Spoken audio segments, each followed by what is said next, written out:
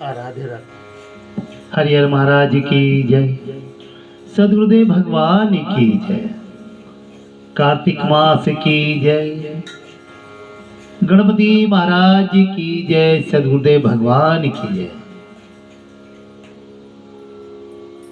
सभी भक्तगण दीपावली की खुशियों में डूबे हुए हैं। देर रात तक महालक्ष्मी का पूजन, महालक्ष्मी का आगमन का कल का दिन और महालक्ष्मी कहते हैं किसी न किसी रूप में हर उस घर में जाती है जहां खुशियां, प्यार, सौहार्द होता है। आज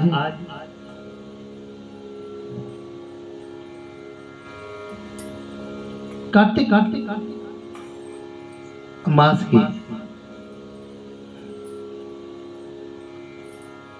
2024 की ईस्वी सन की नवंबर मास की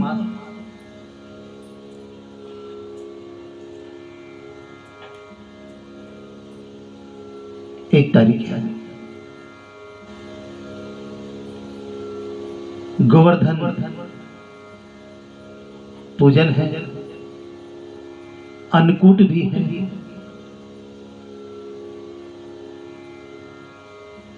वही कि भाई दूज, यम तृतीया, विश्वकर्मा पूजा, ये सब एक त्योहारों की लड़ी जो हमारे जीवन में खुशियां बटोरती है। इन त्योहारों के बोते ही तो हम खुश होते हैं। आज कौन सा त्योहार है, आज कौन सा पर्व है, इंतजार करते हैं। किसी को भी कुछ कहने की आवश्यकता नहीं होती, समय ही सब कुछ कराता है। हरिओम तच्छते नमः, हरिओम तच्छते नमः। अपनी जीविका, अपना व्यापार, अपना धर्म, अपना देश, जिनमें ये भावना होती है अपनेपन में, फिर वो किसी की परवाह नहीं करता। लेकिन लगे कि कोई अपनेपन का नाजायज फायदा उठा रहा है, तो फिर उस अपनेपन को ईश्वर में बांट दो, ईश्वर के निमित्त कर दो। बस ये बात ध्यान रखना। कटाक्ष मत करना, द्वेष मत करना, ईर्ष्या मत करना। जीवन के ये वो शब्द बता रहा हूं जिनके मार्ग में ये चीज आ जाती है, उनका मार्ग रुकावटों से भर जाता है। शरीर की संरचना बदल जाती है। आप किसी क्रोधित व्यक्ति को देख लीजिए, किसी ईर्ष्या वाले को देख लीजिए, और किसी चुगली वाले को देख लीजिए। उनका वातावरण बदल हुआ होता है। और ये ऐसे लोग जहां जहां जाते हैं ना, तो वहां का भी वातावरण बदल देते हैं, दूषित कर देते हैं। कथाओं में ये बातें इसलिए बताते हैं कि कथाओं में इसका फल मिलता है बचने का। इनसे बचिए, कथा सुनिए और वैष्णव जनों के साथ वार्तालाप कीजिए। ऐसे लोगों से दूर से नमस्कार कीजिए, दोनों हाथ जोड़ करके प्रणाम कीजिए और सीधे ईश्वर मार्ग पर चल पड़िए। हमारे गुरुजन यही बताते हैं कि शांत रहो, सहनशीलता रखो और किसी भी काम में जल्दबाजी करने की कोशिश मत करो। अंत सबका है, अनीति का अंत नहीं। अच्छे कामों में अनीति होनी चाहिए, कथाओं में होनी चाहिए, पूजा पाठ में, किसी की सहायता है। तीर्थ यात्रा में जाओ तो मूक प्राणियों को, असहाय को उनकी मदद करो। ये कथाएं में हमारे गुरु महाराज बताते हैं और हम उनको कोटि कोटि प्रणाम करते हैं। श्री श्री 108 पीठाधीश्वर बाबा सुयुग मुनि जी महाराज जी को मैं कोटि कोटि प्रणाम करता हूँ कि उनकी मुखराविंद से इतनी सुंदर सुंदर वाणियां जो सुनने को मिलती हैं, वो जीवन को अविरल ज्ञान की धारा देती है। तो आइए उन्हीं ज्ञान वाहन पर बैठकर ज्ञान नगरी को प्रस्थान करते हैं और शब्द रूपी भगवान के दर्शन करते हैं। बोली राधे राधे। हाँ, सभी सुस्त बैठे हुए हैं क्योंकि रात भर पटाखे फोड़े होंगे। रात भर एक दूसरे के घर दीपावली का उपहार लेने देने का सिलसिला चल रहा होगा।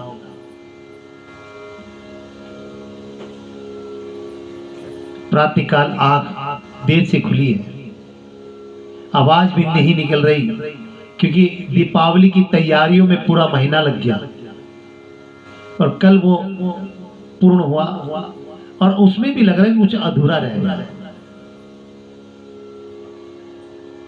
तो बोली राधे राधे राधे राधे।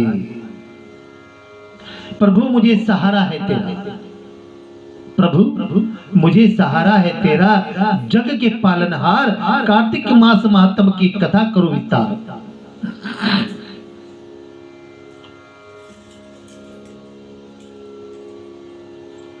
राजा पृथु ने कहा, हे मुनि जी, आपके कार्तिक मास में स्नान का फल कहां?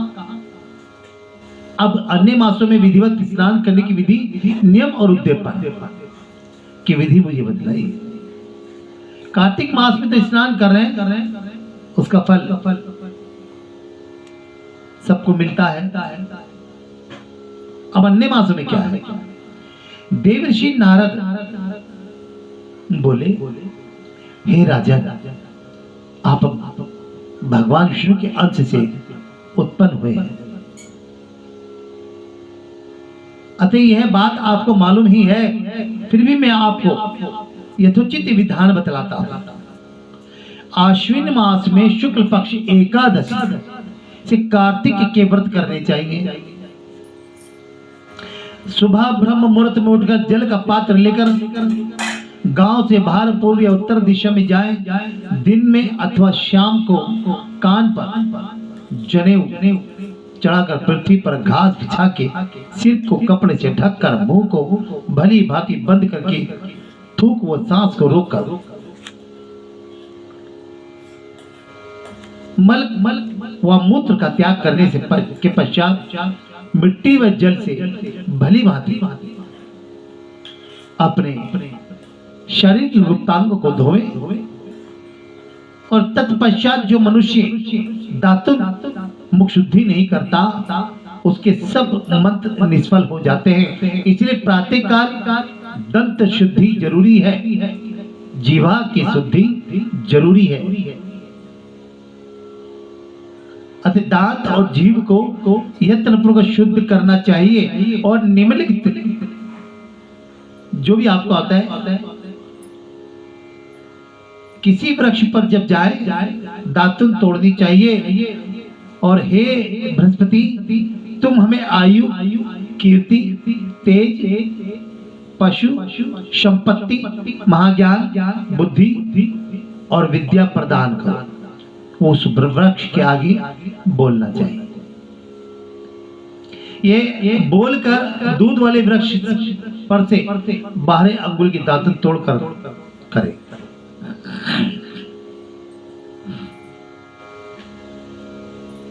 व्रत या श्राद्ध के दिन, व्रत और श्राद्ध के दिन दातुन नहीं करनी चाहिए। प्रतिपदा, अमावस्या, नवमी, छठी, रविवार को, चंद्र ग्रहण, सूर्य ग्रहण में दातुन नहीं करनी चाहिए। कटीले पेड़ों के, कपास, पीपल, बरगद और निर्गंध इन पेड़ों की दातुन करनी चाहिए। तत्पश्चात, इसके पश्चात भली भांति स्नान करके फूल माला, चंदन और पान इत्यादि पूजा की सामग्री लाकर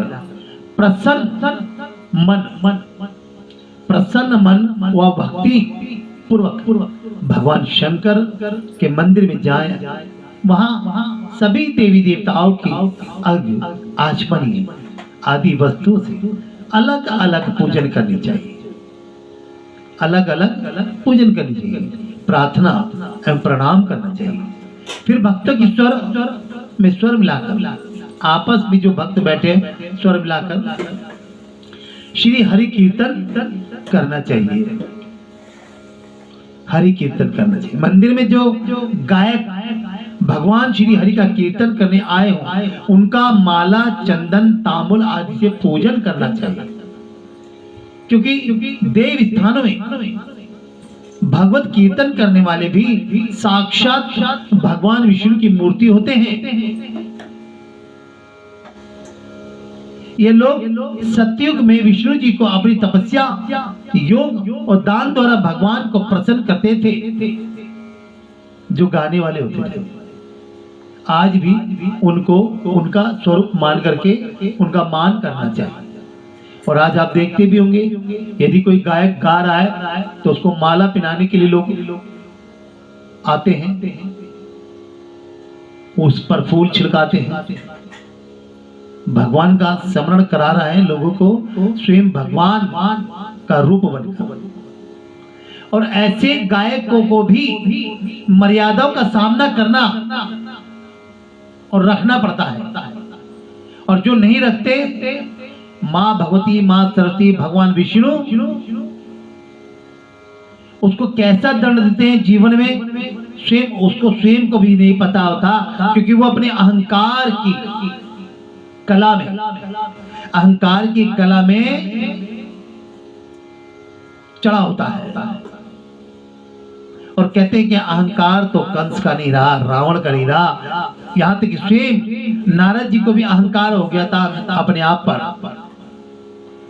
भगवान का जब स्वरूप लिया तो मेरे जैसा तो खूबसूरत कोई नहीं है। भगवान भी समझ गए कि इसको अहंकार हो गया है। चलिए, अपनी कला का प्रदर्शन किया। उन्हें जब अपना रूप दिया तो लोगों को तो दिखता था वो वानर का रूप, और स्वयं जब वो दर्पण में और पानी में देखते तो उनको लगता था विष्णु का स्वरूप। उन्होंने सोचा अब तो लक्ष्मी जी के स्वयंवर में जा रहा हूं, माला तो मेरे गले में ही स्वयंवर की पड़ेगी। लेकिन सब उपहास करने लगे। अहंकार था वो जिसका उपहास हो रहा था। इसलिए कभी भी भगवान का कीर्तन भजन करने वाले गायक,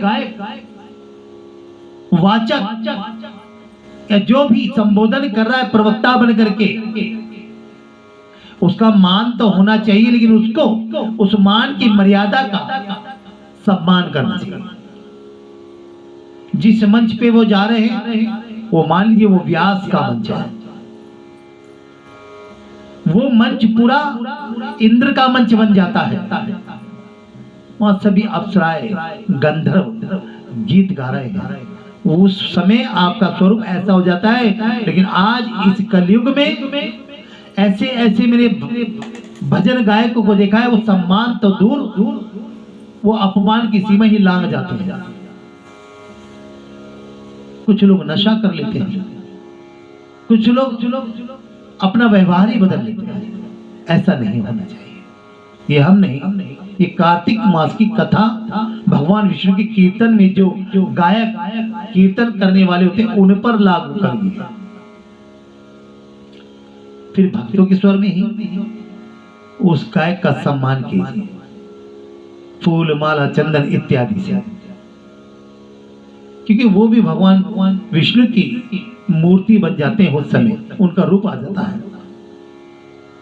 मोहिनी रूप भगवान विष्णु का ही था। कीर्तन करा, नृत्य करा, भस्मासुर को मारा अपने नृत्य से। और आज इन लोगों का भी यही फर्ज बनता है कि आप अपनी गायकी से जो लोग सुनने आए हैं आपको, वो अपने भजनों में उनकी दरिद्रता को महा सरस्वती के स्वरों से भस्मीभूत कर देगा। ये उसका तात्पर्य है, ये उसका आधार है। गाना उसका आधार नहीं है। गाने में अपने स्वरों के माध्यम से वहां जितने दुखी लोग बैठे, जो गुरुजन के दर्शन करने आए, जो भगवान के दर्शन करने आए, वो इसलिए करने आए कि यहाँ आकर के इनके माध्यम से हमारे भी पाप धुल जाएंगे और हम भी इनके कीर्तन में मिल करके भगवान के सानिध्य प्राप्त कर लेंगे।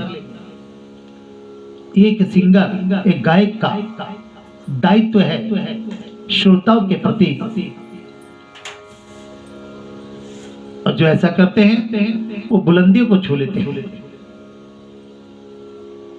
उनका वेलकम, उनका स्वागत उसी प्रकार से होता है जिस प्रकार से हम बता रहे हैं। यह लोग सत्युग में विष्णु की तपस्या कर योग और दान द्वारा भगवान को प्रसन्न करते थे। मगर कलयुग में भगवत गुणवान ही भगवान श्री हरि को प्रसन्न करने का प्रधान साधन माना गया है। अब ये रूप बदल गया।